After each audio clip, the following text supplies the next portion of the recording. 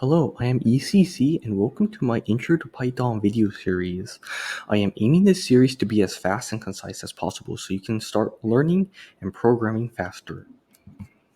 So, Python is a programming language, but there are many programming languages in the world, so what makes Python really Python?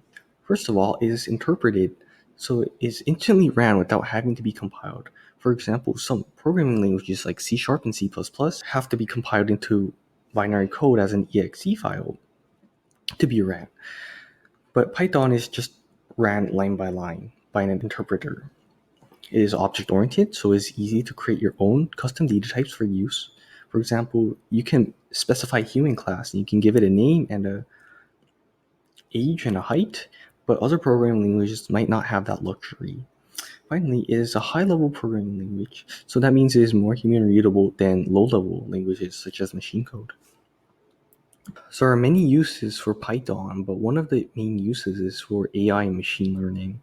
And there are many libraries available that deal with things like neural networks. And it is also a big language for informatics because since it is very easy to understand, you can essentially program software that can easily help with large data sets that can be applied to like real world problems. And of course, you can use Python for websites and web applications.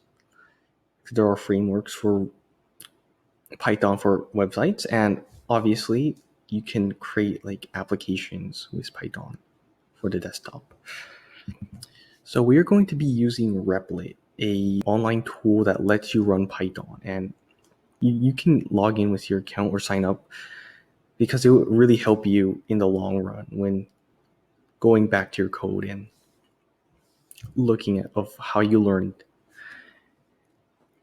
And I guess that is it. I'll see you in the next video.